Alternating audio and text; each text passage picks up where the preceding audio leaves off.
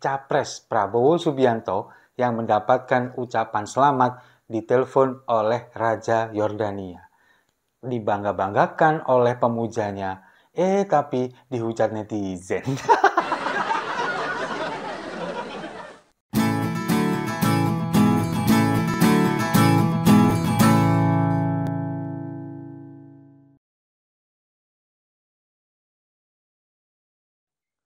Salam damai untuk Indonesia, berjumpa lagi bersama saya, Papa Dimas. Info kali ini datangnya dari Capres Prabowo Subianto yang mendapatkan ucapan selamat ditelepon oleh Raja Yordania. Dibangga-banggakan oleh pemujanya, tapi dihujat netizen. Untuk lebih jelasnya kita simak dulu cuplikan videonya berikut ini. Thank you, Your Majesty. I'd like to maybe call on you maybe in the next few weeks, if possible. And when the time is right, I want to come and visit you and congratulate you in person. I am so happy for you, and I know that your country needs you. I've needed you for a long time, and I couldn't be prouder of my friend. Thank you, Your Majesty. Thank you. I really value your friendship, and I hope to see you as soon as possible.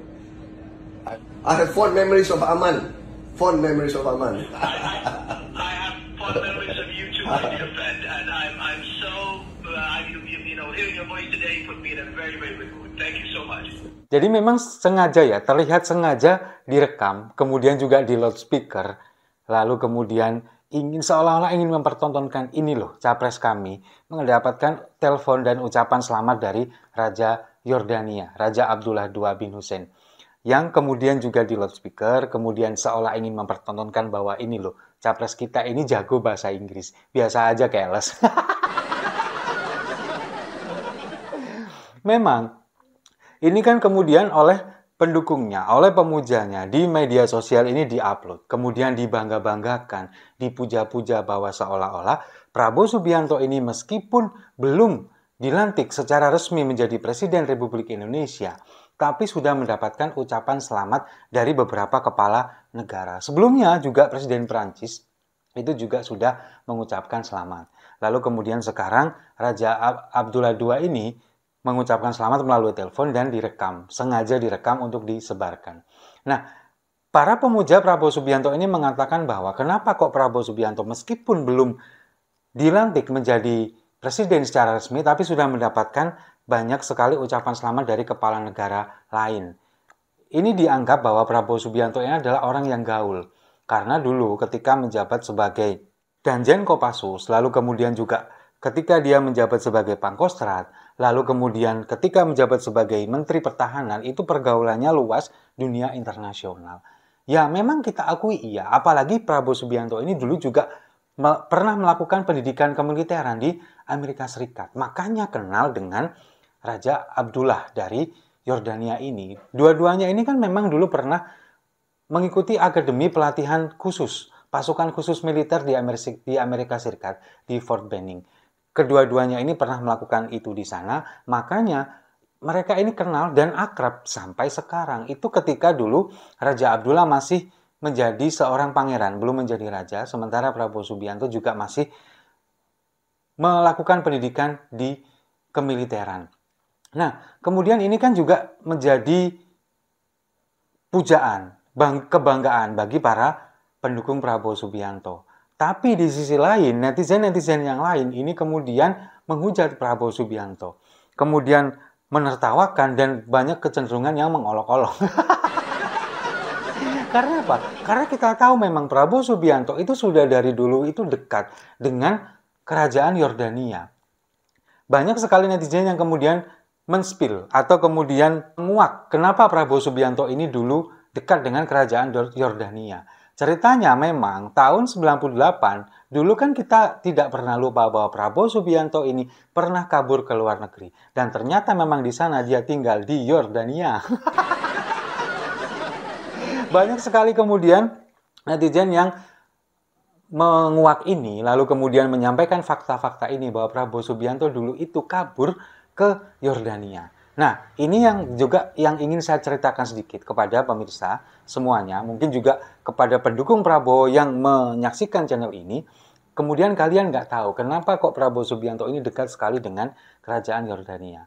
Memang awal perkenalan Prabowo Subianto dengan Raja Abdullah II ini ketika melakukan pendidikan Akademi Kemiliteran Pasukan Khusus di Fort Benning, Amerika Serikat. Ketika itu Prabowo Subianto berkenalan dengan Pangeran Abdullah pada waktu itu. Nah, kemudian di tahun 98 ketika terjadi reformasi, lalu kemudian Prabowo Subianto diberhentikan atau dipecat dari kemiliteran karena terbukti melakukan beberapa pelanggaran. Salah satunya adalah memerintahkan tim Mawar untuk menculik beberapa aktivis pro-demokrasi, lalu kemudian juga dari PRD termasuk Budiman Sujatmiko, Andi Arief, Desmond Mahesa, dan beberapa tokoh-tokoh lain termasuk yang sampai saat ini masih belum kembali. Tidak ada kabarnya sama sekali termasuk Wiji Tukul. Nah, di sanalah dia kemudian kabur ke Yordania. Kenapa kok ke Yordania? Ya karena memang dia bersahabat dekat dengan Pangeran Abdullah.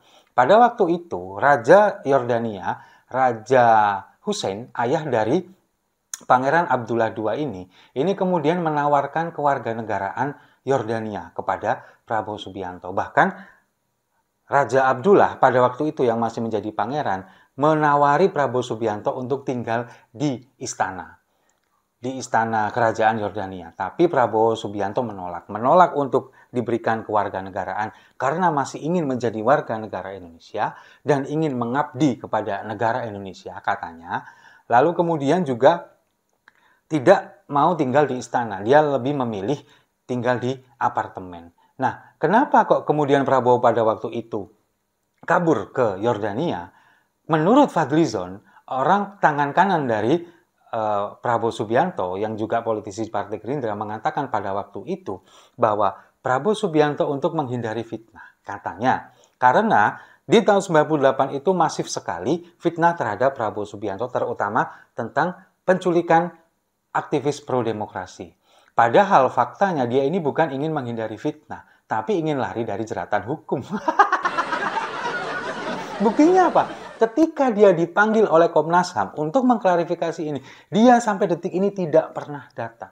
Justru anak buahnya di tim Mawar yang kemudian mendapatkan hukuman, imbalan setimpal atas apa yang mereka lakukan. Padahal mereka ini melakukan semuanya atas instruksi dari Prabowo Subianto. Sementara Prabowo Subianto ini tidak pernah mendapatkan instruksi dari atasannya lagi. Ini murni inisiatif dari dia sendiri. Sementara dia mengatakan sudah mendapatkan instruksi dari atas. Ini adalah tugas negara. Itu semuanya adalah omong kosong.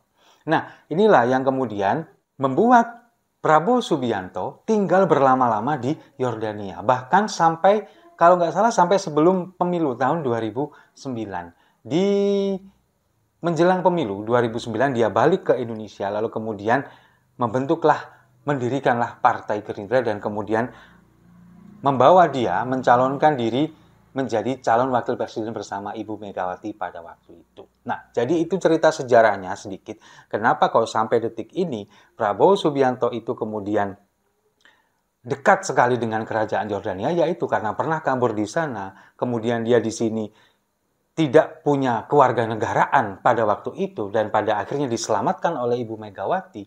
Kemudian di sana dia juga ditawari kewarganegaraan tapi katanya tidak mau menerima kewarganegaraan Yordania dan tetap ingin menjadi warga negara Indonesia dan ingin mengabdi di negara kelahiran nenek moyangnya ini. Nah, itulah yang dibanggakan oleh beberapa pendukungnya. Tapi untuk netizen yang paham sejarah, yang mengetahui cerita ini, mereka ya kemudian menguak beberapa cerita-cerita itu bahwa sebetulnya memang dia itu kabur untuk menghindari jeratan hukum dan untuk menghindari banyak sekali tindakan pelanggaran yang dia lakukan. Padahal dari Dewan Kehormatan Perwira pada waktu itu memang sudah mengeluarkan surat pemberhentian Prabowo Subianto dan juga dijembreng tuh beberapa pelanggaran-pelanggaran yang dilakukan oleh Prabowo Subianto. Banyak sekali.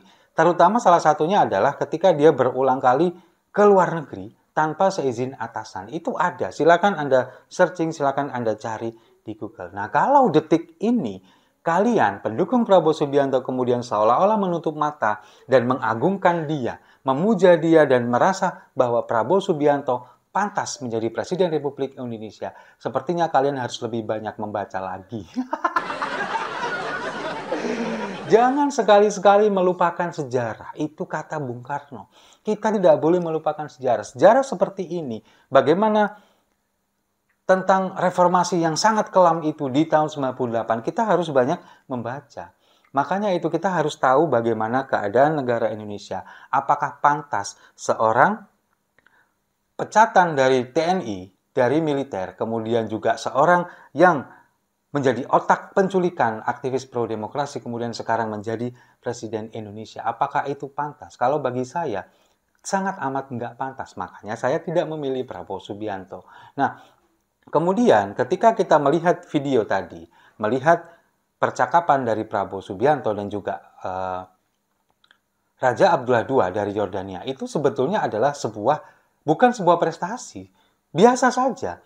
Itu adalah sama halnya ketika Presiden Jokowi kemudian juga bertemu atau bertelepon dengan Raja Muhammad bin Zayed dari Uni Emirat Arab. Sama, mereka ini bersahabat juga sudah sejak lama.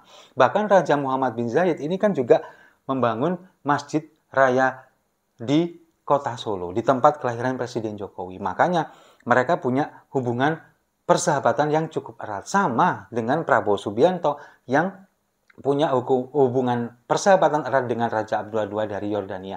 Gak ada yang istimewa sebetulnya. Cuman karena pendukungnya yang kurang update, kemudian juga kurang membaca, tidak punya literasi, yaitu semuanya seperti seolah-olah sesuatu yang membanggakan dan menjadi sebuah prestasi.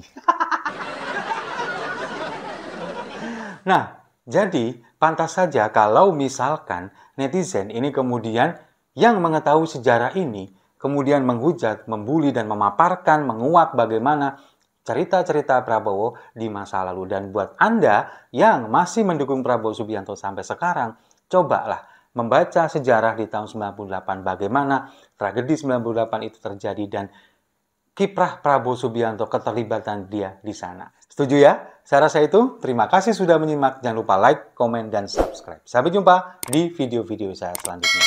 Jas merah. Jangan sekali-sekali melupakan sejarah.